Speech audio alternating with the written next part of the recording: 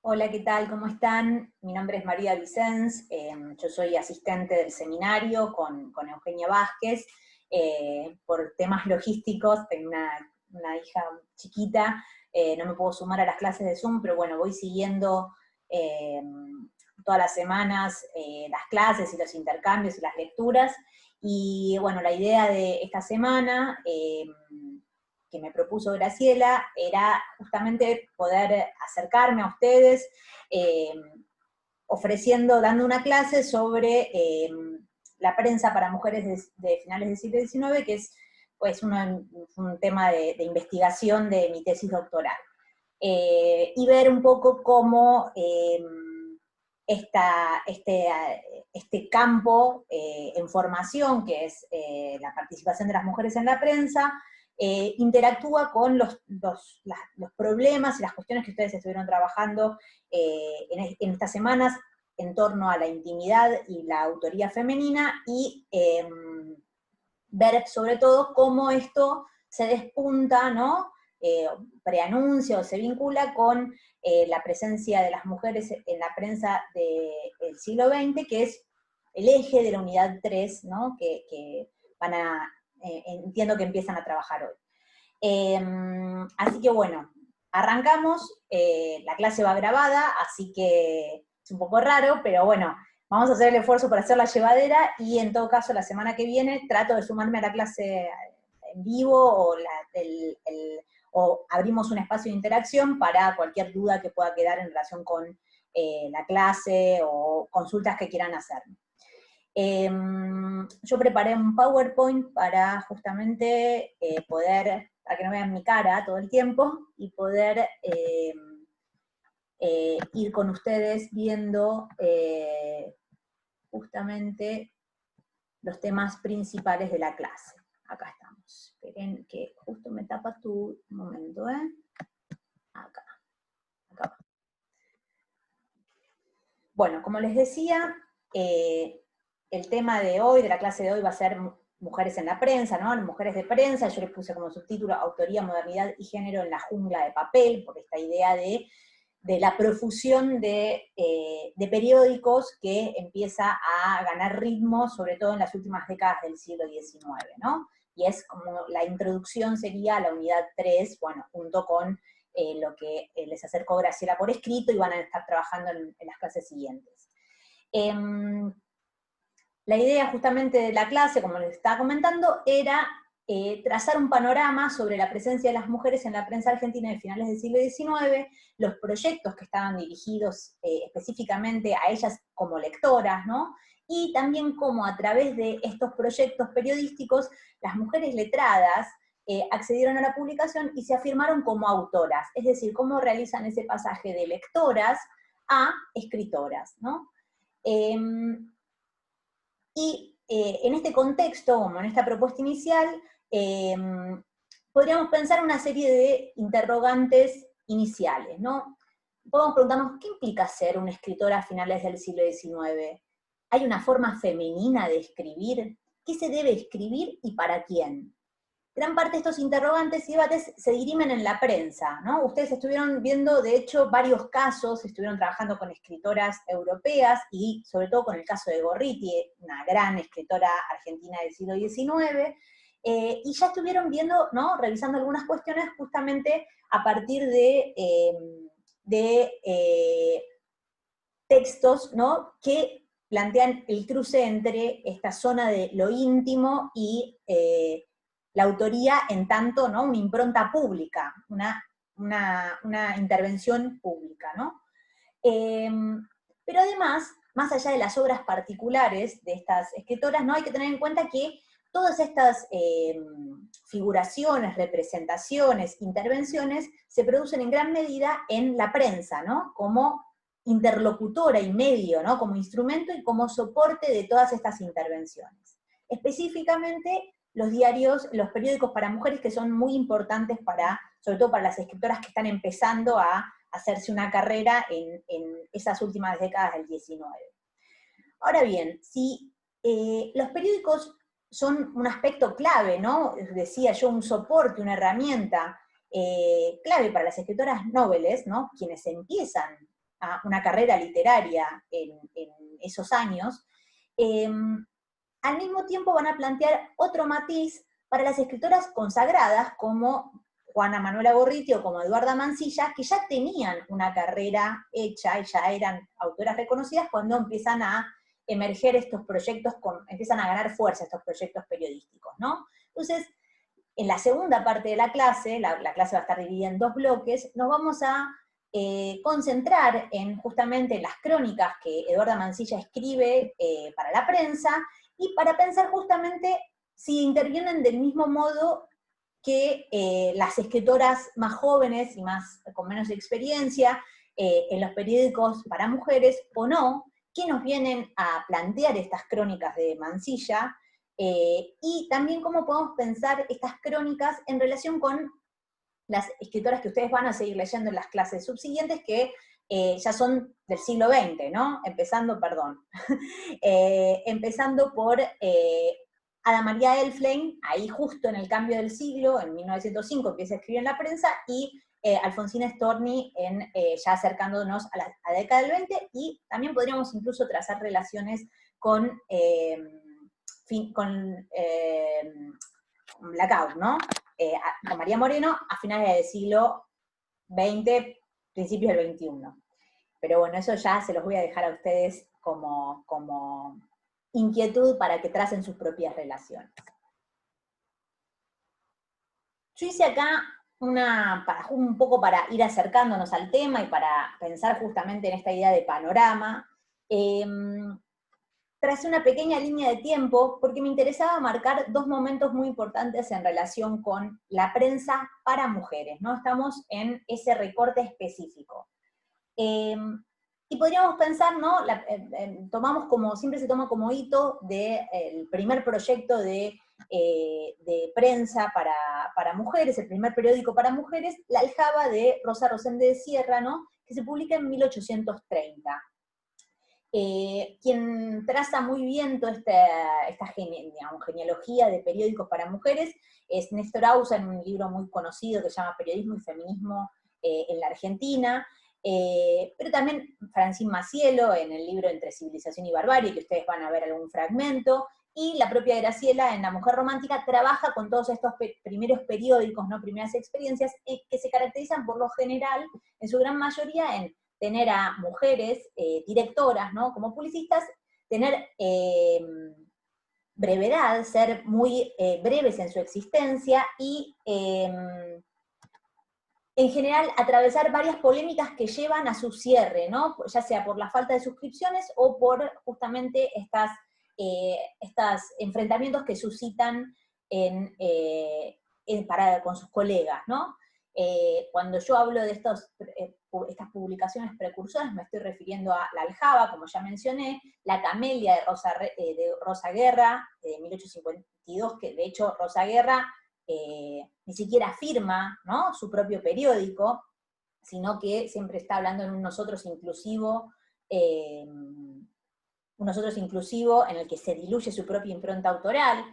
Álbum de señoritas de Juana Manso, de 1854, y después, un poquito más retrasado, también los quería incluir porque son periódicos en los que participa Manso activamente y porque están relacionados entre sí. La Flor del Aire, que está dirigido por un hombre, Lope de Río, en el que participan Eduarda Mansilla y Juana Manso, y La Siempre Viva, que es como una especie de continuación de La Flor del Aire, dirigido por Manso.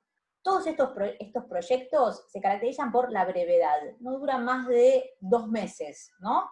Como para que tengan idea de qué hablamos cuando hablamos de brevedad, ¿no? Y como decía, especialmente La Aljaba, La Camelia y Álbum de señoritas suscitan diversas polémicas con otros medios que por lo general cuestionan la habilidad o el conocimiento de estas mujeres para estar a cargo de una publicación, ¿no? Lo que se está cuestionando justamente es la capacidad de las mujeres para poder dirigirse a otras mujeres, para poder dirigir un periódico.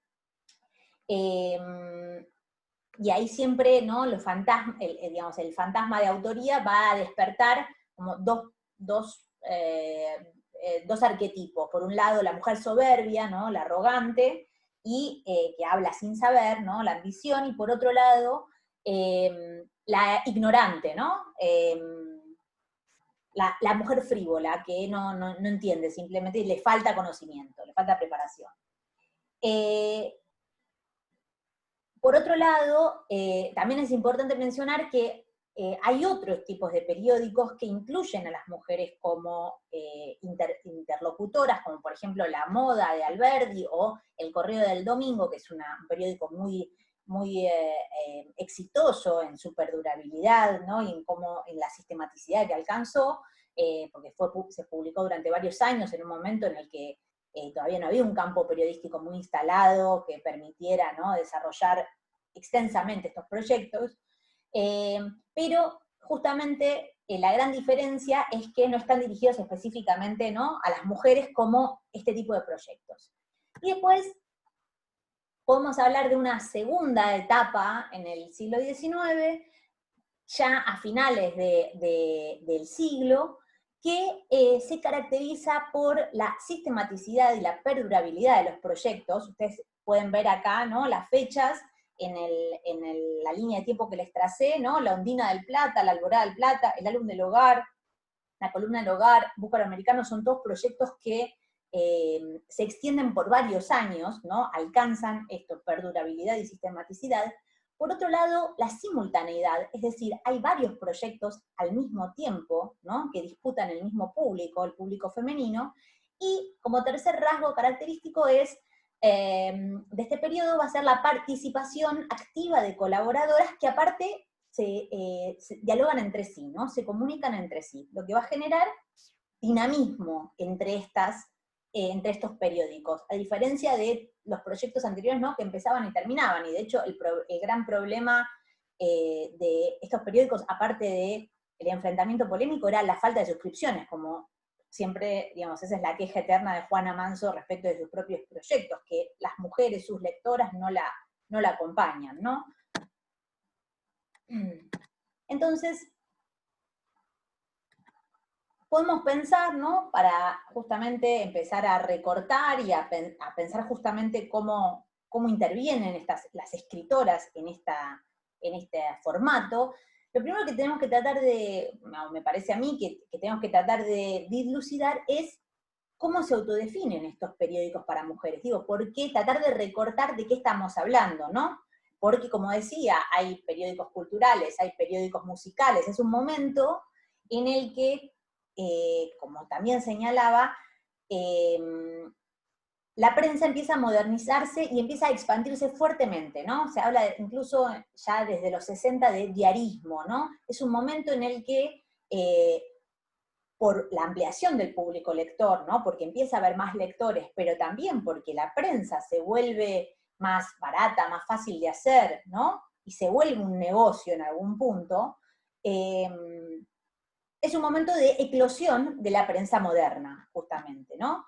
De hecho, Adolfo Prieto, en un libro clásico para pensar este periodo y para pensar la prensa, que se llama El discurso criollista en la formación de la Argentina moderna, señala que la prensa en 1880 es el gran elemento aglutinador de los nuevos contingentes de lectores. Es decir, que los lectores, los nuevos lectores sobre todo, ¿no? los que se forman con las campañas de alfabetización impulsadas por el Estado argentino, pero también los que llegan con la inmigración, ¿no? Hay varios factores que intervienen en la creación de ese público lector. La prensa es el lugar a donde van a ir a leer estos nuevos lectores, no al libro, no van al libro, sino ni a la biblioteca popular necesariamente, si bien hay un movimiento interesante en ese sentido, sino ante todo en la prensa. Y él justamente, Prieto lo analiza en relación con el éxito de Juan Moreira, ¿no? Él toma la vertiente criollista, justamente piensa en términos de este público popular, cercano al gaucho, ¿no? A la figura del gaucho. En cambio nosotros vamos a estar pensando ese mismo soporte, ¿no? La prensa, pero ya en otro emergente del público lector de ese momento, que son las mujeres, ¿no? Son dos públicos que están muy cerca mutuamente y sin embargo por momentos parecen no dialogar entre sí, ¿no? Entonces, decía, ¿no? ¿Cómo se autodefinen estos periódicos que van a ser el principal interlocutor de estas nuevas lectoras que empiezan a aparecer, ¿no? A finales de los 70 y sobre todo en la década del 80, ¿no? Entonces podemos pensar en tres características fundamentales de estos periódicos que nos interesan para pensar ya no tanto en términos de descriptivos, sino en un circuito para ver qué está pasando ahí. La primera característica es que todos estos periódicos que mencioné antes, ¿no? La Ondina del Plata, la Alborada del Plata, el Álbum del Hogar, la Columna del Hogar más adelante, y Búcaro Americano, se proponen como un objetivo principal ilustrar a la mujer y promover su valoración social, ¿no? Es decir, que proponen como objetivos centrales, objetivos intelectuales, ¿no?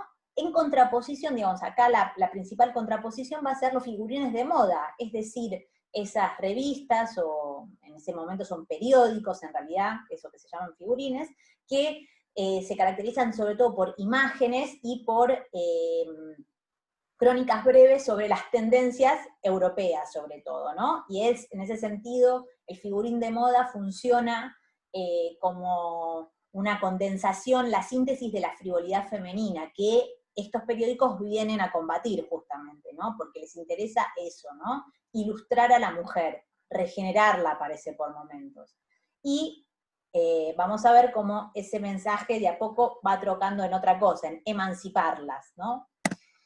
El otro rasgo que tienen en común estos periódicos se relaciona justamente con el público, ¿no? Son periódicos que se dirigen específicamente a las lectoras y buscan interpelarlas a partir de una combinación entre temas frívolos, podríamos llamarlos, ¿no? Se los llama así mucho en esa época, ¿no? Que tiene que ver con secciones de moda, con las crónicas sociales, las charadas, los versos breves, hay mucha sección jocosa, por ejemplo, en todos estos periódicos, y temas serios centrados, como decíamos, en los derechos y deberes de las mujeres. Entonces, no es que rechazan la moda de plano, pero sí, de hecho, la moda es como un gancho, es el caramelo que incorporan estos periódicos para atraer a las lectoras, la miel, para después ilustrarlas, ¿no? Y promover como el deber ser femenino. Pero se diferencian justamente de los figurines de moda, por ejemplo, porque no son solo eso, sino que justamente intentan incorporar esta beta, que es muy importante, que tiene que ver con la ilustración de la mujer y, ¿no? La discusión de derechos y deberes, y también de la literatura, digamos, todos estos periódicos se autodefinen como literarios, le dan a la literatura un lugar central, a diferencia de otros tipos de periódicos. Y después la tercera característica que tienen estos periódicos y que comparten, tiene que ver con que justamente como tienen a las lectoras como interlocutoras principales y como se autodefinen como literarios, ¿no? Y ilustrados, se van a ofrecer como un espacio de publicación y promoción para las escritoras de la época, ¿no? Incluso trascendiendo las fronteras nacionales. Este es otro rasgo que hoy no vamos a trabajar específicamente porque nos excede de las cuestiones que nos interesan trabajar, pero aparte por una cuestión de tiempo, ¿no? Pero lo importante es esto, ¿no? Que son periódicos que invitan a las mujeres a participar. Esto no es una novedad, porque ya desde la Aljaba, o sobre todo Juana Manso, había invitado a las lectoras a participar, a enviar, es una forma clásica de establecer un contrato de lectura, ¿no? Con un periódico. El periódico invita a las mujeres a que participen mandando una adivinanza, o planteando adivinanzas y pidiendo que respondan, ¿no? Es una forma de establecer, fidelizar, ¿no? Establecer un vínculo con el público que está del otro lado de la página. La diferencia es que en este caso sí van a aparecer esas lectoras, ¿no? Que habían estado ausentes en proyectos anteriores. Y en gran medida, esas lectoras, ¿no? A través de la suscripción, son las que van a sostener estos periódicos, ¿no? Eso es lo importante en términos de sistematización de estos periódicos. Existen, pueden sobrevivir porque hay un público del otro lado que los lee y que participa en ellos. Eso en primera instancia, ¿no? Ahora bien, uno puede plantearse, bueno, ¿por qué para pensar la autoría femenina trabajamos con periódicos? ¿Qué nos interesa de pensar esos periódicos? Más allá de que, bueno, a mí me gusta verlos, ¿no? Me gusta recorrerlos. Digo, ¿por qué es importante pensar la prensa y pensar en estos proyectos a la hora de pensar la autoría femenina? ¿Cómo se llega a ser una escritora a finales del siglo XIX? Y en este sentido, a mí me gusta mucho un artículo muy breve, que lo pueden encontrar en internet, de Beatriz Arlo, que se llama Intelectuales y revistas, razones de una práctica, porque justamente ahí ella lo que analiza es justamente cuál es la utilidad, en algún punto, de pensar, de analizar las revistas, ¿no? Las revistas culturales, dice ella, pero lo podemos pensar en relación con los periódicos literarios para la autoría femenina. Y les puse recorté una pequeña cita, como para que tengan un pequeño insight a lo que plantea Sarlo, que me parece que viene bien para, como les decía, pensar nuestro propio recorte en esta clase. Dice Sarlo, ¿no? Entre todas las modalidades de intervención cultural, la revista pone el acento sobre lo público, imaginado como un espacio de alineamiento y conflicto. Su tiempo es, por eso, el presente.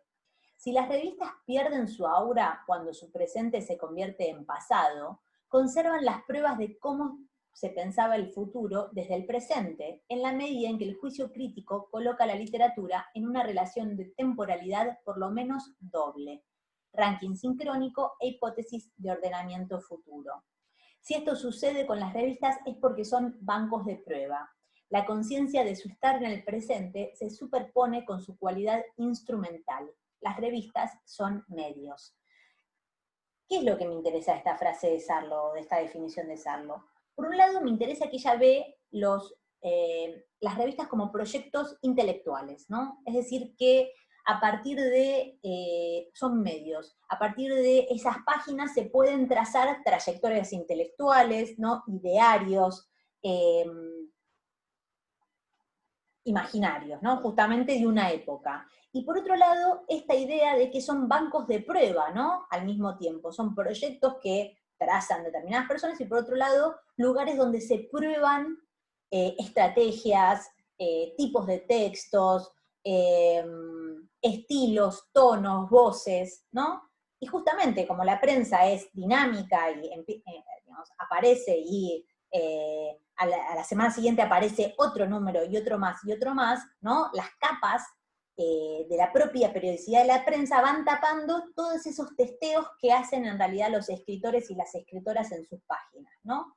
Y que después eso probablemente después se compila y termina en un libro. Esa era la típica práctica o el típico itinerario letrado de los escritores y las escritoras en el siglo XIX, era muchas veces la compilación, ¿no? Publicar en prensa primero, que era más barato, era más accesible, y después compilar en libros, que eran mucho más caros, que había que conseguir un editor o había que conseguir una subvención, para compilar esa obra, ¿no?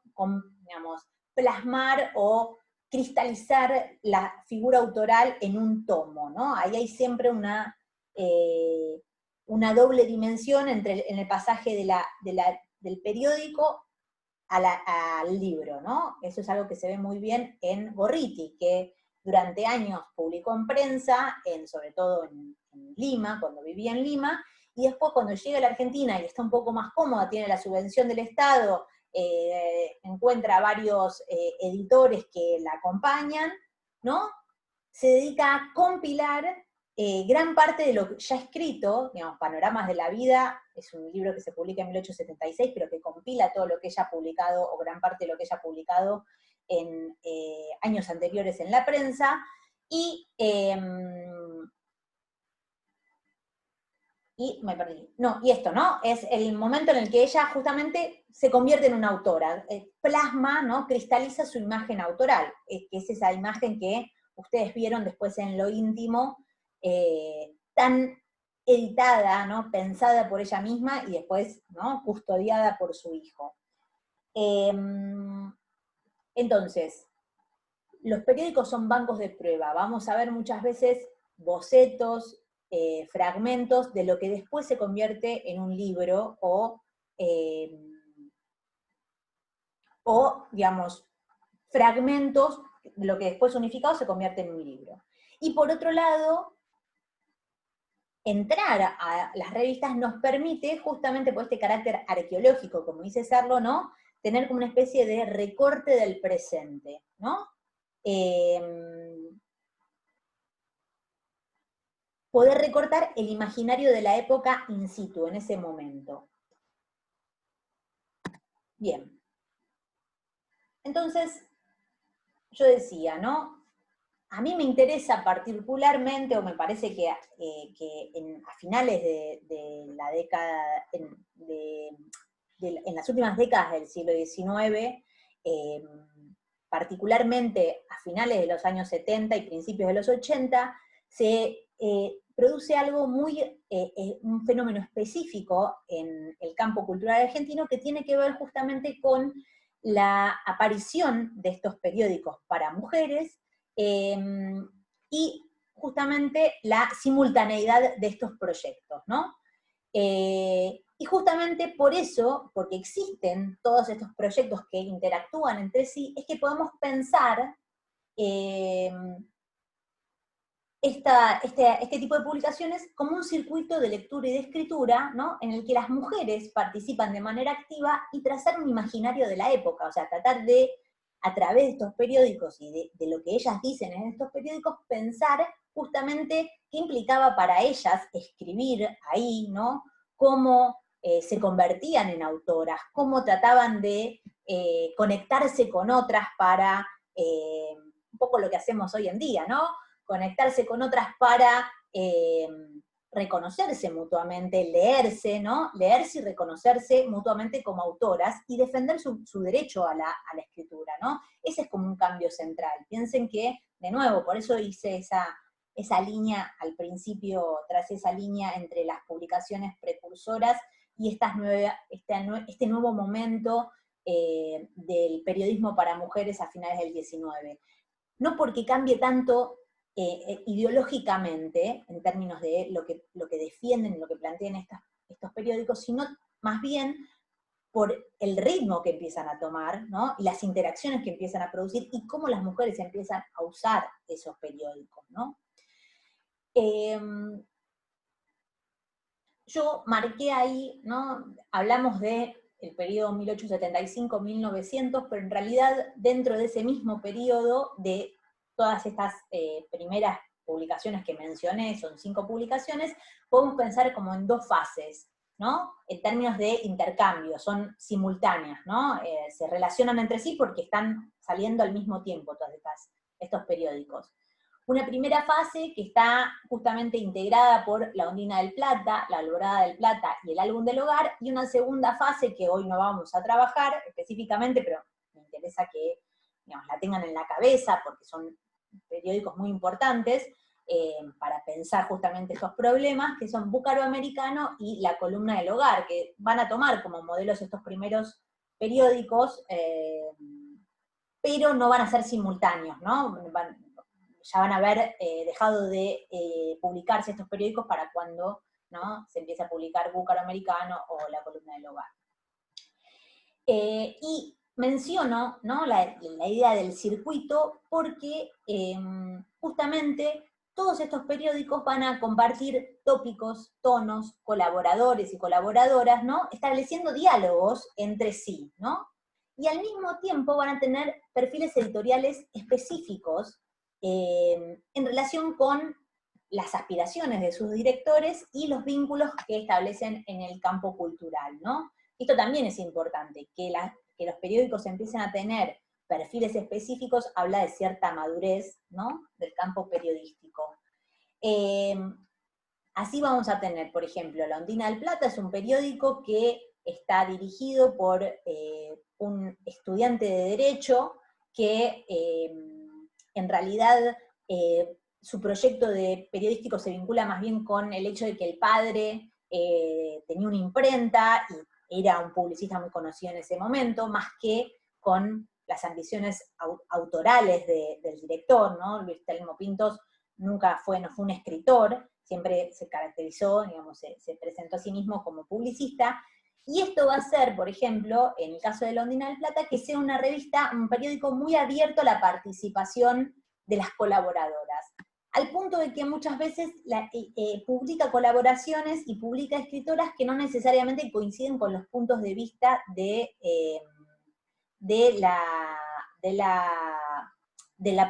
propio periódico. Es decir, que eso va a generar, por supuesto, mayor participación, más espacio para las mujeres y más espacio para expresarse, ¿no? El segundo periódico que menciono es La Alborada del Plata, que es un periódico más breve y más inestable en su desarrollo, que es el periódico que Juana Manuela Gorriti funda cuando vuelve a la Argentina, y que es muy importante porque va a plantear una mirada americanista que va a hacer que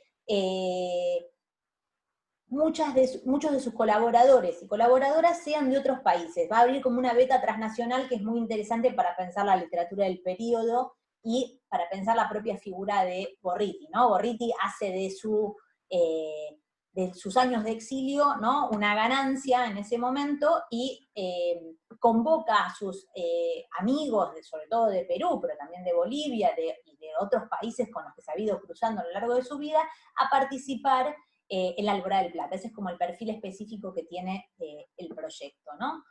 Y después, el tercer periódico así contemporáneo que aparece en este periodo es El Álbum del Hogar, que es un periódico dirigido por Gervasio Méndez, que es un poeta entrerriano, que en realidad Méndez estaba muy enfermo y funda este periódico un poco para mantenerse, ¿no? Para poder encontrar un medio de vida, como dice él mismo en la presentación, que funciona relativamente, pero que va a tener como característica, como perfil distintivo el Álbum del Hogar, dos rasgos muy importantes también. Por un lado va a ser un periódico que le da el espacio principal a una nueva generación de escritores más jóvenes, que no necesariamente son los románticos, muy asociados a Gorriti, ¿no? Muy amigos de Gorriti, muy asociados a Rafael Obligado, que es una figura central en todos estos periódicos, sino más bien, ¿no?, escritores más jóvenes como Holmberg, no sé si habrán cursado Literatura Argentina 1, muchas veces trabajamos con Holmberg, Argerich, y otros escritores que están vinculados a un círculo que se llama el Círculo Científico Literario. Y, digamos, lo importante de este círculo es que lo que van a plantear es la innovación de las formas literarias, digamos, actualizar la biblioteca argentina en consonancia con lo que está pasando con Europa. Parte de esta actualización pasa por la introducción del fantástico y del policial, que es algo que va a aparecer muy fuerte en El Álbum del Hogar y que es bastante novedoso en relación con las temáticas más bien sentimentales que trabajaban este tipo de periódicos, ¿no?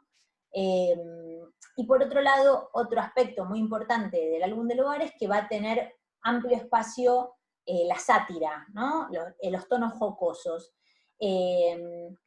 Y a partir de esos tonos jocosos van a aparecer muchos dobleces en relación con este deber ser femenino, que calculo que ya, del cual ya habrán hablado en clases anteriores, que tiene que ver, ¿no?, con la idea del ángel del hogar, de que la mujer debe ser una mujer de su casa, debe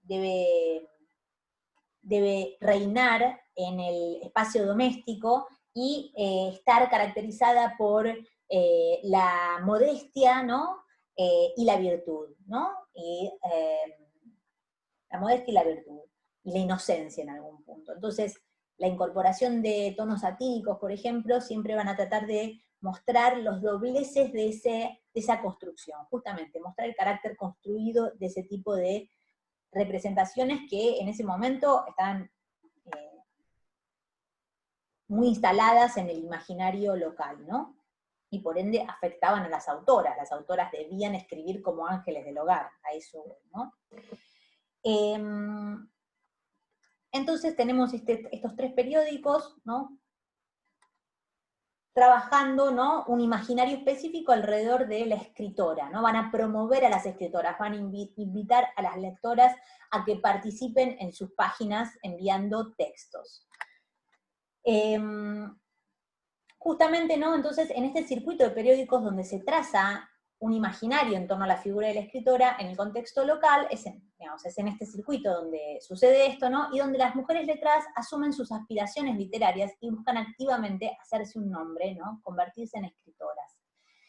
Justamente, es decir, las mujeres, lo que la gran novedad que va a aparecer en este circuito de la mano de estas revistas, es que las mujeres efectivamente van a empezar a participar de estas páginas, y al participar en estas páginas van a asumir sus deseos de autoría, que es algo que estaba muy disputado hasta ese momento, ¿no? Solo las mujeres excepcionales a las mujeres excepcionales les era permitido participar en el campo literario como autoras, ¿no? Si no, debían ser lectoras. Un poco lo estuvieron trabajando con Gorriti, con Manso también, y bueno, lo van a ver también con Mariquita Sánchez más adelante. Entonces, les da una oportunidad, ¿no? Este circuito les da la oportunidad, un espacio y una herramienta para asumir sus ambiciones autorales, de convertirse en escritoras, pero al mismo tiempo deben realizar un pasaje, ¿no? De lectoras, ¿no? Son interpeladas como lectoras, invitadas a participar, pero no necesariamente estos periódicos piensan en escritoras al principio, ¿no? Es también un proceso que se va desarrollando a medida que van apareciendo estas colaboradoras que van remitiendo textos y participando de los debates que proponen estos periódicos. Y justamente para realizar este pasaje, que no es simple, ¿no? No es sencillo, de lectoras a escritoras, lo que podemos lo que podemos rastrear en estos periódicos son una serie de prácticas destinadas a evitar, justamente, despertar, reavivar todos esos temores que habían suscitado en el pasado las publicistas y las escritoras, ¿no? Para evitar ser atacadas justamente por su deseo de escritura, ¿no? Yo acá también, antes de ir a estas prácticas que mencionaba antes, les recorto, digo, para que tengan una idea de qué es lo que está pasando en estos periódicos, ¿no? Esta cita es una cita de una colaboradora que es alguien que después no se convierte en escritora, no es de las escritoras conocidas de la época. Pero me interesa justamente la expresión de esa asunción de autoría que plantea la cita, ¿no? Dice: he llegado a los 20 años sin haberme atrevido a publicar una línea de las producciones de mi espíritu, y sin embargo, cuánto lo hubiese deseado, pues viviendo siempre en el campo, por la salud delicada de un miembro de mi familia, cuántas veces me he sentido inspirada. Entonces deseaba poder comunicar a otros lo que yo sentía en ese momento, inspirándome en la belleza de la naturaleza, y en los ejemplos que me daban mis constantes compañeros de soledad y melancolía, Lamartine, Hugo, Byron, Shakespeare, Cervantes y Fray Luis de León. Si este sueño de mi imaginación puede realizarse hoy, si usted, mi amigo, mi hermano de las ideas, quiere dignarse a aceptar, este sueño de mi imaginación puede realizarse hoy, si usted, mi amigo, mi hermano en las ideas, quiere dignarse a aceptar algunas de las pobres fantasías que he compuesto, ¿no? Que es Pintos, el director de La Ondina del Plata. Es decir, que esta lectora que ha leído durante años, como ella misma nos cuenta, poetas románticos, escritores románticos y escritores clásicos españoles, encuentra en el periódico el medio para convertirse en una escritora. Eso es lo que a mí me interesa de esta cita, ¿no? El medio es la participación en un medio de prensa, en un periódico, lo que le permite a ella pensarse como asumir sus ganas de escribir, sus ganas de autoría, ¿no? Más que sus ganas de escribir. ¿Por qué? Porque en la mediación entre esos deseos y la concreción está la publicación, ¿no? Dar a conocer aquello que se ha escrito en la intimidad del hogar, ¿no? Y esa es la instancia, ese es el medio, la función que cumple la revista. Por eso dice también Sarlo, las revistas son medios, ¿no? Acá está funcionando, ¿no? Como medio para pasar de la lectura y de la escritura en la intimidad del hogar a la autoría, es decir, a una asunción de carácter público, que tiene que ver con exhibir las obras y por extensión exhibirse a una misma, que es todo un problema, ¿no? En el siglo XIX. Entonces, justamente, como exhibirse y asumirse públicamente como escritora, asumir la ambición, ¿no? Y el deseo de escribir es tan problemático, lo que se observa en estos periódicos son una serie de políticas de amistad, es decir, recursos, prácticas recurrentes que aparecen todo el tiempo en las páginas de los periódicos, que apuntan a justamente construir un imaginario en el que las escritoras se vinculan entre sí de manera horizontal, de igual a igual, como amigas, ¿no? Las políticas de la amistad. Las políticas de la amistad, acá un poco siguiendo el concepto que trabaja Derrida en el libro Políticas de la Amistad, tiene que ver con trazar un círculo, ¿no? En el que quienes pertenecen a ese círculo están protegidos y se reconocen como iguales frente al exterior, ¿no? Que muchas veces es amenazante. Entonces, esa es la idea del entre nos, ¿no? Que es otra frase que va a aparecer mucho, otra referencia que va a aparecer mucho para pensar a las escritoras en esta época, ¿no? Y el mecanismo básico, podríamos pensar, de plasmar estas políticas de amistad y desarrollarlas, ¿no? Tiene como punto de partida la dedicatoria, ¿no? Dedicar los textos, que es algo que aparece también mucho, están todos los textos dedicados, un poema, una adivinanza, ¿no? Se dedican entre sí los textos, ¿no? Las colaboradoras de estos periódicos, lo que da cuenta de que se están leyendo entre sí, ¿no? Que se leen, entonces una publica un texto, a la semana siguiente la otra le responde o escribe algo parecido, entonces se lo dedica a ella, ¿no? Entonces, por un lado, remite a que se están leyendo, demuestra que se están leyendo entre sí, y por otro lado, algo que nos interesa más en términos de autoría, van trazando, construyendo un entrenos, ¿no? La intimidad del entrenos femenino, ¿no? Que las reconoce, a partir del cual ellas se reconocen mutuamente como hermanas en las letras, que es un término que se usa mucho, aparece mucho en este tipo de periódicos y en este periodo en general, ¿no? Es decir, es un modo de legitimarse mutuamente, sin la necesidad de una instancia externa que las reconozca como escritoras o autoras, ¿no? Hermanas en las letras. Y esta es la dedicatoria, la idea de dedicarle el texto a una amiga, ¿no? Es apenas, podríamos decir, la punta del iceberg de toda una retórica que se construye durante este periodo, por eso hacía tanto énfasis en la simultaneidad, la diversidad, ¿no? El carácter colectivo de todas estas prácticas y de todas estas manifestaciones, porque justamente a partir de todos estos elementos pequeños y aislados, ¿no? Interconectados, eso, se va construyendo una retórica, yo la llamo una retórica sororal, ¿no? Una retórica en la que todas estas mujeres se reconocen mutuamente como hermanas en las letras y trazan un imaginario, van construyendo un imaginario en el que el interés por escribir, la escritura, la autoría, está atravesada por el afecto, ¿no? El afecto que se tienen entre sí, y se opone en algún punto a otras nociones muy asociadas a la autoría en general, ¿no? Masculina y femenina, que tienen que ver con la ambición, ¿no? Con la competencia. Esas son típicas nociones que rondan la autoría, ¿no? La idea de ser autor, ¿no? Consagrarse, ¿no? Digo acá, el ejemplo paradigmático es Sarmiento, ¿no? Consagrarse como escritor, como autor, ¿no?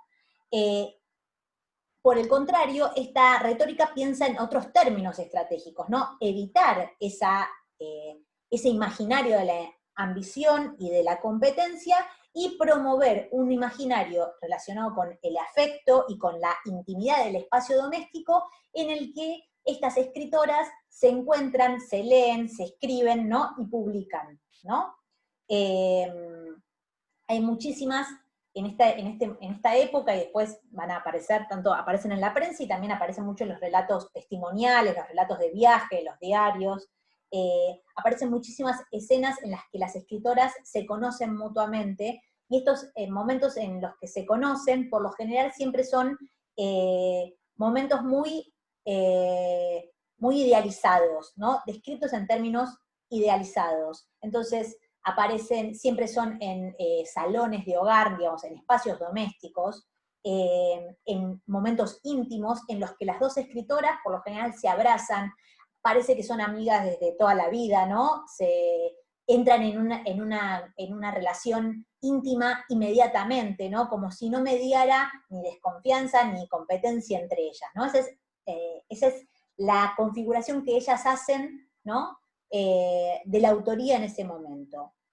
Ahora bien, yo hablo de retórica, ¿no? Justamente, eso es una construcción. Ustedes ya saben, porque ya leyeron, por ejemplo, Lo íntimo de Gorriti, que toda esa construcción, después en la intimidad del diario, es desarmada, ¿no? Y aparecen otras dimensiones de la autoría femenina en ese momento y otro tipo de relaciones con las escritoras, ¿no?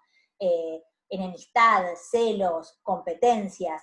Pero lo que nos interesa en este momento y para pensar la prensa es justamente cómo ellas construyen toda esta retórica y este imaginario y lo alimentan para para poder publicar, poder asumir su ambición autoral, por un lado, y por otro lado, para construir una imagen de autoría femenina que no dispute con los fantasmas y las prevenciones masculinas alrededor de la figura de la escritora, ¿no? Entonces, es la idea de construir una imagen idealizada de la escritora y apaciguante que justamente no discuta o no levante más temores, no reactive los temores, ¿no? Los temores masculinos de estas mujeres, de las, ¿no? Preciosas ridículas, de las frívolas o de las arrogantes, ¿no? También. Y esto nos lleva a la segunda práctica que mencionaba, que me interesaría comentar en la clase, que tiene que ver con las galerías y los retratos de escritoras, ¿no? Que es algo que también aparece mucho en la prensa de la época, aparece en toda la prensa de finales del siglo XIX, el siglo XIX es un siglo de biografías, ¿no? Justamente por la influencia del romanticismo, la idea de que un hombre puede representar una época y también, ¿no? Puede marcar una época. Esa es como la duplicidad del grande hombre. En un hombre se puede ver toda una época y al mismo tiempo el hombre puede cambiarla completamente, ¿no? Entonces, esta idea, la centralidad de la biografía, en términos periodísticos, se traduce a partir de la importancia de las galerías y los retratos de escritoras, ¿no?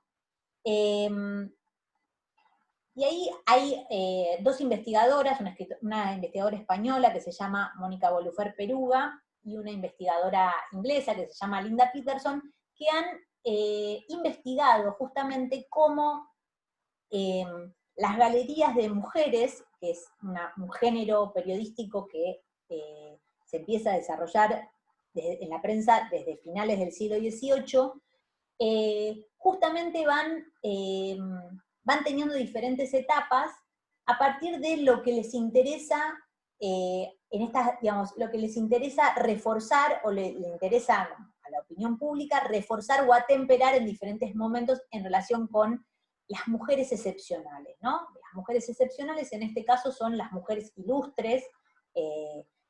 Bolufar Perúa analiza, por ejemplo, en el siglo XVIII como son las reinas, ¿no? Las reinas, las infantas, ¿no? Y después, en el XIX, las escritoras, que aparecen como aparecen con una impronta muy importante. Y lo que van a decir Peterson y Bolufar Peruga es que a más se extiende la práctica de la escritura femenina, es decir, a más escritoras aparecen y se animan a publicar y llegan al libro y se vuelven conocidas, más atemperadas se vuelven estas galerías y estos retratos, ¿no? Lo que hacen estas galerías todo el tiempo es crear versiones aceptables de autoría femenina, centradas en la idealización, una vez más, ¿no? Como la retórica sororal. Centradas en la belleza, la feminidad, la domesticidad, ¿no? De las protagonistas, que además a menudo van a contrastar con las propias biografías, muchas veces escandalosas, de estas mujeres, ¿no? Y yo les traje un pequeño fragmento de justamente un retrato que Josefina Pelliza de Sagasta escribe sobre Gorriti, ¿no? En el álbum del hogar, por esta época. Dice Pelliza, en 1874 conocimos a la notable escritora. Llegamos temblando como Alphonse de Lamartine a la presencia de Lenné. Pero no estaba como aquel bajo la sombra de los árboles de su alquería, sino al amor del fuego, en un cuarto de hotel frente a una mesa de escribir cubierta de originales, la pluma mojada y vuelta a dejar sobre el pequeño tintero. Pálida, vestida severamente de lana negra, con sus cabellos blancos, rizados y cortos, el cuello ceñido por una cadenita de oro en cuya extremidad pende el retrato de su hija muerta, Clorinda. Entonces, en este retrato a mí me interesa mucho porque me parece que aparecen varias cosas que estuvimos comentando, ¿no? Por un lado aparece la idea de la escena sororal, ¿no? Dos escritoras, Josefina Pelliza de Sagasta es una joven, es mucho más joven que Gorriti, entonces es alguien que va a visitar a Gorriti, eso, ¿no? Como la Martina Lenné, buscando una mentora, ¿no? Como una discípula que va en busca de una mentora. Es decir, que está tratando de trazar una genealogía, ¿no? Verse en Gorriti para asumirse ella autora. Por un lado, aparece entonces el gesto de autoría relacionado con la relación mentora-discípula, o sea, en la genealogía, pero por otro lado, ¿no? Entrazado en el espacio doméstico, ¿no? En vez de ser en un jardín, en el exterior, en la naturaleza, aparecen en el cuarto de hotel, ¿no? Aparecen en el cuarto de hotel al calor del fuego, ¿no? De nuevo, la idea de la intimidad y la calidez de ese encuentro, ¿no? Y la escritora aparece, ¿no? Gorriti aparece en su versión anciana, podríamos decir que es un poco la que aparece también en lo íntimo, por eso también me interesaba este retrato, en el que cualquier rasgo de rebeldía, que en Gorriti, en la vida de Gorriti, hubo y mucha, ¿no? Está rechazado, digamos, ignorado, y lo que aparece es esta mujer sufriente, austera, ¿no? Los cabellos blancos, rizados y cortos, ¿no? El cuello ceñido por la cadenita, y la maternidad en el centro de la escena, que es el relicario con la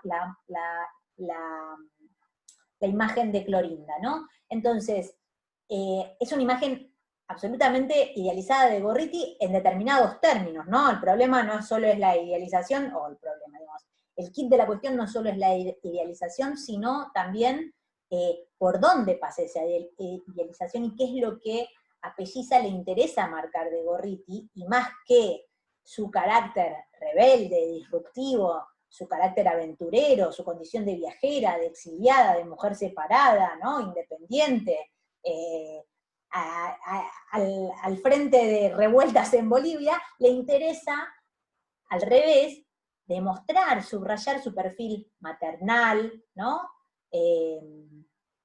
tranquilo en la intimidad del hogar, ¿no? Y otro aspecto que es central y que las conecta a ellas, ¿no? Como colegas, que es el escritorio, ¿no? Ese escritorio, la mesa llena de papeles y la pluma, ¿no? Mojada y vuelta a dejar en el pequeño tintero. Es decir, que esta mujer a la que la vida, digamos, ya ha vivido su vida, ¿no? Está ahí para escribir, digamos, está en el mundo para escribir, ¿no? Que es un poco, digamos, me interesa porque es un poco la imagen de sí misma que construye Gorriti en lo íntimo, ¿no? Sin sin todo el costado filoso de la competencia, los chismes, ¿no? Todo esto que se puede ir reponiendo también con los rellenos que hizo Sandoval, las intervenciones de Sandoval al texto a partir de las cartas que escribe a Palma. Entonces, a esto me refiero cuando hablo de, ¿no?, versiones aceptables, ¿no? Que es algo que va a aparecer mucho en la prensa de la época cuando Gorriti vuelve a la Argentina en 1875, y es un gran evento, es algo muy importante sobre todo para las mujeres que quieren escribir, dedicarse a la escritura, y para quienes se dedican al periodismo para mujeres. Entonces Gorriti es como una estrella de la que todo el mundo habla en ese momento, pero a diferencia de lo que había pasado en los años 60, en los que aparecen los fantasmas alrededor de esta mujer, ¿no?, rebelde, que se pone al frente de las revueltas cuando asesinan a su ex marido, a su marido, lo que va a aparecer en los retratos que circulan de ella en los 70 es al revés, ¿no? La mujer que escribe bellos romances, la viajera también, pero la mujer con quien la vida ha sido injusta y con quienes sus críticos han sido injustas, de las cuales se han dicho calumnias, ¿no? La defensa de Gorriti pasa justamente por atemperar, bajarle el tono a su perfil, ¿no? Y esto se puede ver también en Manso. Hay otro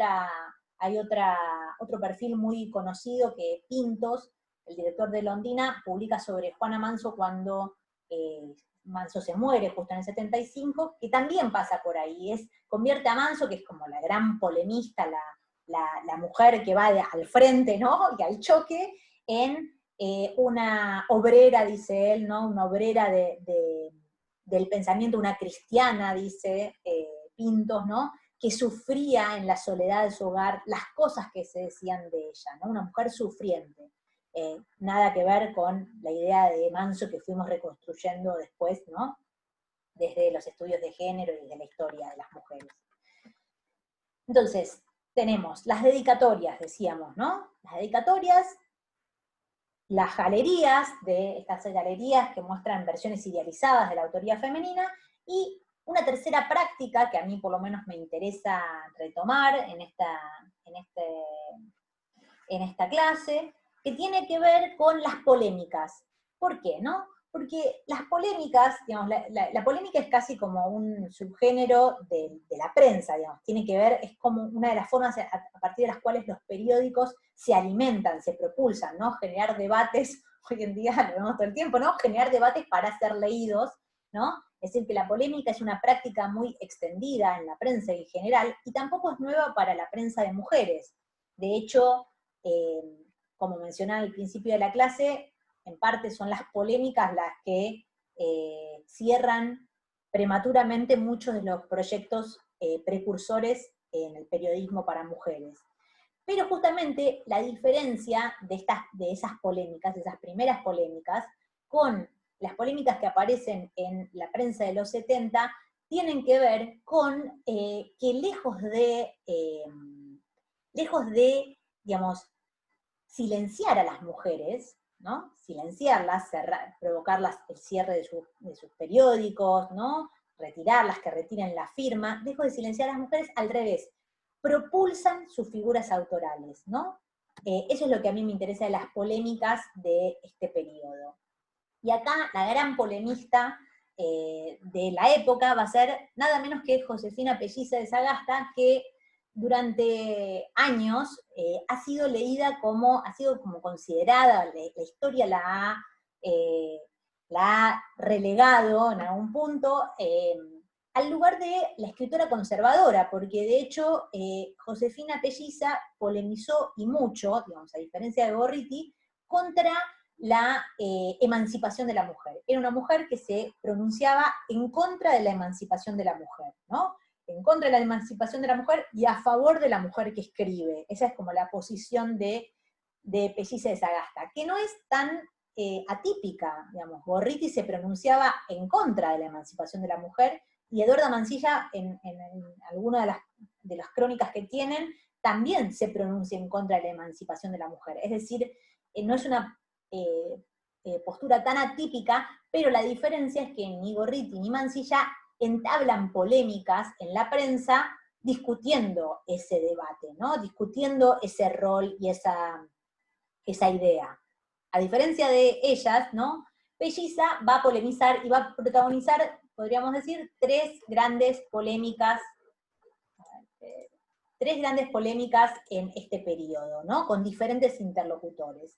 La primera polémica que protagoniza es con María Eugenia Echenique, es decir, una colega en la Ondina del Plata, y esta polémica para mí es muy importante porque justamente es la primera vez que en la prensa argentina aparecen dos escritoras firmando con sus nombres, polemizando entre sí. En general antes se daba, ¿no?, entre escritores y escritoras, justamente los escritores atacaban la capacidad de las mujeres o la arrogancia de las mujeres a escribir, y en cambio acá la novedad, digamos, el corrimiento se da justamente porque ninguna de las dos cuestiona a la otra su capacidad para escribir y publicar. Muy por el contrario, en la polémica aparecen todo el tiempo gestos de amistad entre ellas, como reconociéndose como pares e iguales, capaces de discutir alrededor de un tema, ¿no? La cuestión del reconocimiento entre ellas es central en esta polémica, ¿no? Reconocerse como hermanas en las letras y discutir sin resignar la retórica sororal, ¿no? Sin resignar ese reconocimiento mutuo, al mismo tiempo que se discute algo que es central al deber ser femenino de la época, como la emancipación. Y no me extiendo mucho, les dejo un fragmentito de Echenique, porque no quiero que se haga muy, muy extenso esta sección, pero sí lo que me interesa, les dejo un fragmento citado de Echenique, como si les surge el interés para ir a buscar esa polémica que está todavía, digamos, muy enterrada en las páginas de la prensa, ¿no?, en ese pasado arqueológico de los periódicos, que muestra una posición muy novedosa para la época en relación con los derechos de las mujeres, ¿no? De hecho, bueno, lo leo porque me parece muy genial. Echenique, que defiende la emancipación, dice que después, digamos, lo que dice Echenique es: las mujeres argentinas tenemos todos los mismos derechos de los hombres desde que la Revolución de Mayo estableció, ¿no?, la libertad de todos los sujetos de la patria, ¿no? Ella se hace cargo de justamente el universal masculino y la indistinción que plantea en un principio la ciudadanía argentina, ¿no? Y dice, agarrándose de eso, dice: yo ya soy emancipada, digamos, porque a mí ya la ley y la Constitución Nacional para esa altura me ha nombrado ciudadana en tanto habitante de la patria. Y dice, ¿no?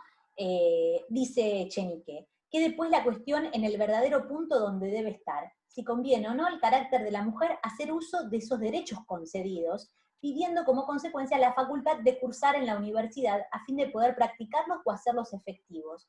Y esto constituye otro derecho y un deber en la mujer. Un deber de aceptar la misión que nuestras propias leyes le asignan al extender el círculo de sus atribuciones y en la que la hace responsable ante los miembros de su familia. Esto suponiendo a la mujer madre. Pero todas las mujeres han de casarse, ¿no? Entonces ahí ya hay también otro corrimiento, ¿no? La posibilidad que plantea Echenique de que una mujer no quiera ser madre y no por eso esté destinada a no tener ningún tipo de participación ni función social, ¿no? Que eso es algo que está muy instalado en el periodo. La segunda polémica que va a protagonizar Pelliza de Sagasta va a ser con Antonio Argerich en el álbum del hogar, y va a girar en torno a la escritura femenina, ¿no?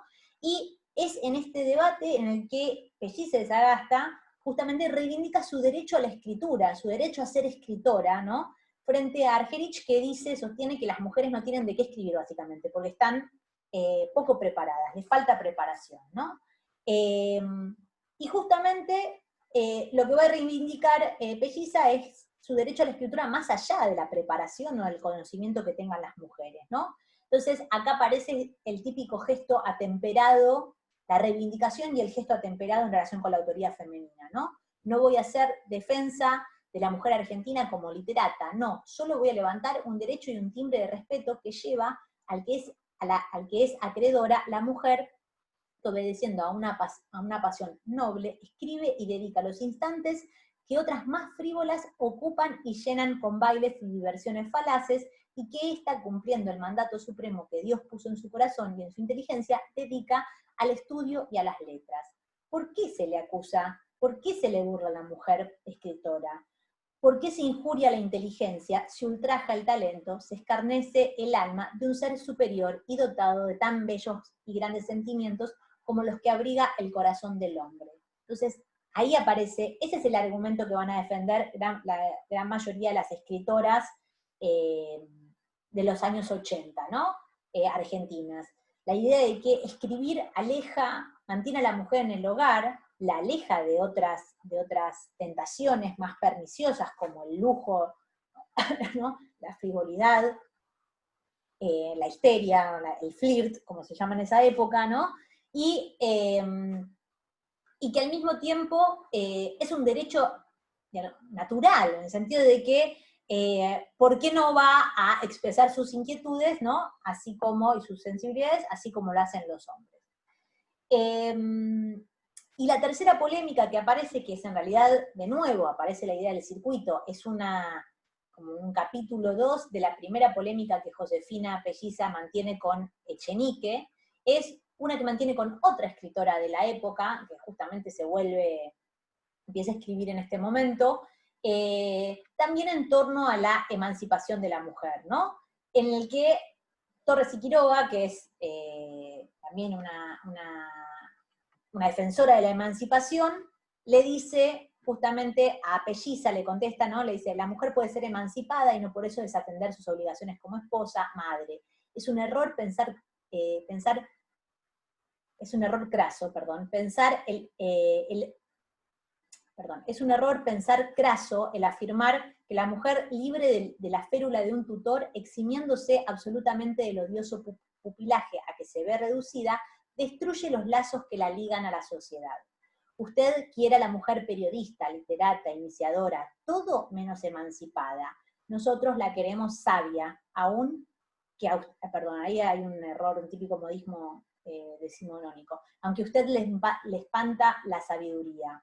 Independiente, creadora, guerrera, menos subyugada, ¿no? Nosotros queremos sabia, independiente, creadora, guerrera, menos subyugada, ¿no? Ahí está el contrapunto y lo que están discutiendo estas escritoras en la prensa, ¿no? Públicamente entre ellas. Y me interesaba también reponer esta cuestión, estas polémicas, porque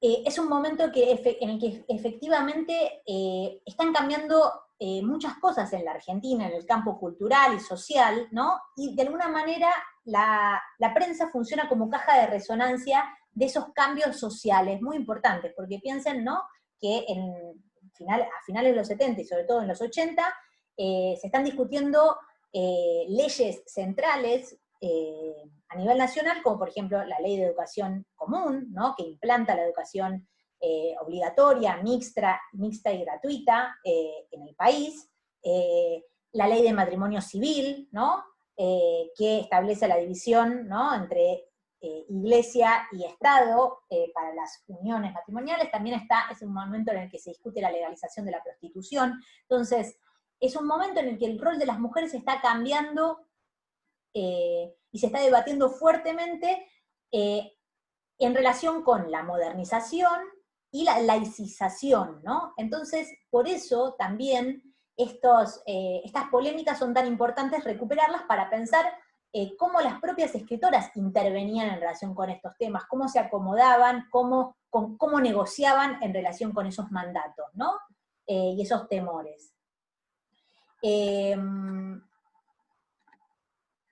de hecho, es interesante, lo menciono también solo al pasar, que Raimunda Torres y Quiroga, que es como la más fuerte, la que tiene un discurso más filoso en relación con lo que está debatiendo con Josefina Pelliza, y aparte es muy joven en ese momento, es quien después de esta polémica, en la que Josefina Pelliza, aparte se fue un poco violenta al final, va a pegar como un volantazo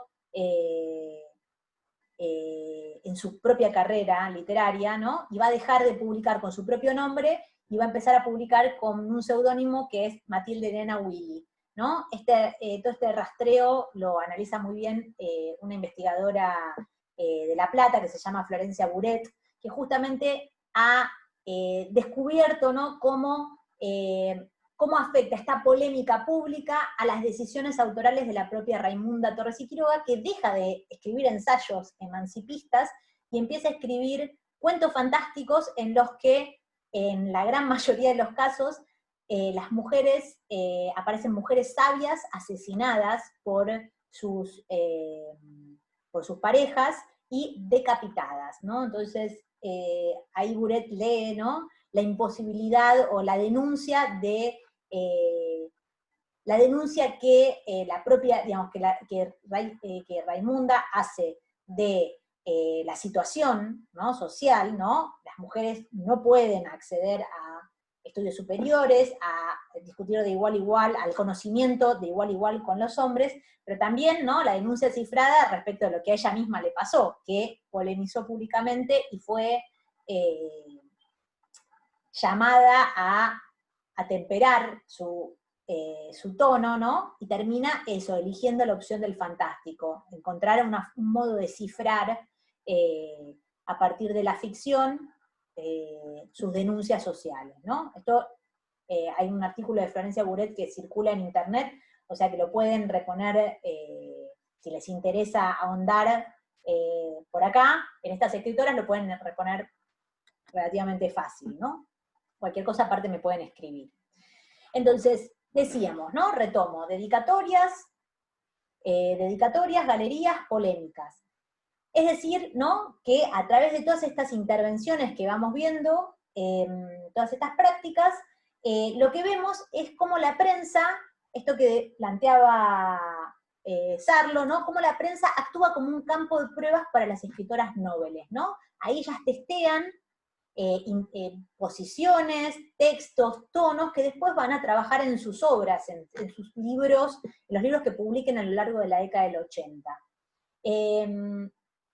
Y más allá de esta idea del testeo de aquello que después se va a desarrollar en los libros, y digo esto porque tanto Josefina Pelliza de Sagasta como Lola La Rosa, que es otra escritora muy importante de ese momento, van a ampliar gran parte de las opiniones y de las estrategias que plantean en la prensa en sus novelas sentimentales, o sea, las dos escriben novelas por lo general, novelas sentimentales, de carácter moral, ¿no?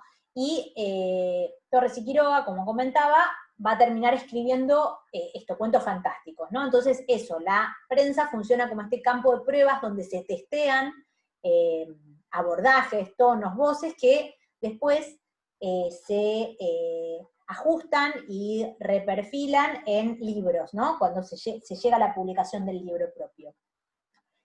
Por un lado, decíamos, ¿no?, esta faceta de la prensa, y por otro, me interesaba marcar cómo todo este imaginario, todas estas prácticas que estuvimos describiendo y caracterizando, lo que van a ir construyendo es la idea de una constelación, la idea de lo colectivo, ¿no?, en la prensa, de la autoría como algo colectivo, y ya no como, ya no asociado como a una figura excepcional, ¿no? Entonces, eso que ustedes vieron, ¿no? Ustedes vieron con las Brontë, con George Sand, con la propia Gorriti, la idea de la mujer letrada como una figura excepcional, ¿no? se empieza no a disipar necesariamente, digamos, no desaparece para nada, porque de hecho Gorriti y Mansilla fueron percibidas y leídas como mujeres excepcionales, de talento excepcional, pero sí se las va a empezar a incorporar en una constelación más amplia y plural de escritoras, ¿no? La idea de que hay una pléyade, se dice también, ¿no? De las hermanas en las letras, de que ser escritora en ese momento es un camino posible, es una opción para las mujeres que no son tan excepcionales, que no tienen linaje ni fortuna necesariamente, ni una vida tan excepcional como la de Gorriti, ¿no? Y ahí también les dejo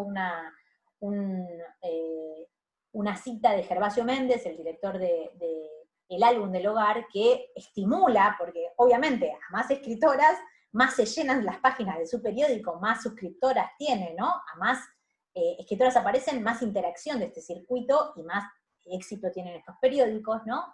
Que justamente va a apuntar a esta idea, ¿no? A la idea de el colectivo de escritoras, ¿no? Entonces dice, la sociedad porteña cuenta con una brillante constelación de estrellas que son admiradas, amadas y estudiadas con afán, con anhelo, con cariño y veneración. Eduarda Mansilla de García, Juana Manora Gorriti, Josefina Pelliza de Sagasta, Lola La Rosa, Lola Cini, son estrellas fulgurantes del firmamento de las letras argentinas. Ninguna nación de América Meridional, ninguna capital de ambas Américas cuenta con mayor número ni más excelentes literatas. Entonces, de nuevo, ¿no? La idea de la prensa como este escenario y este medio que vehiculiza la aparición, promueve la aparición de una nueva generación de escritoras, ¿no? Rasgo que es muy importante teniendo en cuenta, no sé si, digamos, teniendo en cuenta las quejas de Manso, ¿no? El gran lamento de Manso y la idea de soledad que ronda siempre sus escritos, ¿no? La idea de que Manso está sola defendiendo ese derecho a la escritura, ¿no? Ahí hay un cambio muy importante para tener en cuenta y para pensar qué está pasando ahí y cómo la prensa se pone al servicio, ¿no? De esa idea de pluralidad, que de nuevo nos va a interesar para pensar la autoría ya no en términos excepcionales, sino como una posibilidad, que eso es algo que también va a aparecer fuertemente a principios del siglo XX, cuando ustedes, digamos, a lo que ustedes se van a acercar con figuras como Elflein o como Storni, ¿no? Entonces, lo que aparece es la idea de la genealogía, ¿no? Una genealogía de escritoras que podemos pensar en dos vertientes. Una primera vertiente que tiene que ver con las escritoras nobles, con estas mujeres que buscan hacerse un nombre, ¿no? A partir de su participación en estos periódicos, y que se convierten en autora en los años 80, de la mano de la novela sentimental o, como decíamos, del género fantástico, ¿no? Pero que intervienen fuertemente en esta prensa, en estos periódicos para mujeres. De hecho, Pelliza de Sagasta y Lola La Rosa en diferentes momentos terminan asumiendo la dirección de La Alborada del Plata, del periódico de Gorriti, ¿no? Y que justamente realizan su pasaje de esta participación como lectoras, colaboradoras de la prensa para mujeres a autoras, ¿no? Escritoras de novelas, de tomos de cuentos, etc. Y por otro lado, otra vertiente de la genealogía de escritoras que tiene que ver con las escritoras que para los 80 ya están consagradas, digamos, ya son nombres conocidos entre el público local, ¿no? Y que se van a mover, por ende, con mucha más libertad en relación con todas estas estrategias y arquetipos, modelos, prácticas que fuimos describiendo en esta primera parte de la clase, ¿no? Que no necesariamente usan a la prensa para mujeres para convertirse, digamos, para pasar a la autoría, como estuve describiendo en el caso de estas escritoras más jóvenes, ¿no? Así que vamos a hacer un corte, y en la segunda parte de la clase vamos a trabajar justamente con una de estas figuras de escritoras consagradas, que es justamente Eduarda Mansilla. Así que bueno, nos vemos en un rato.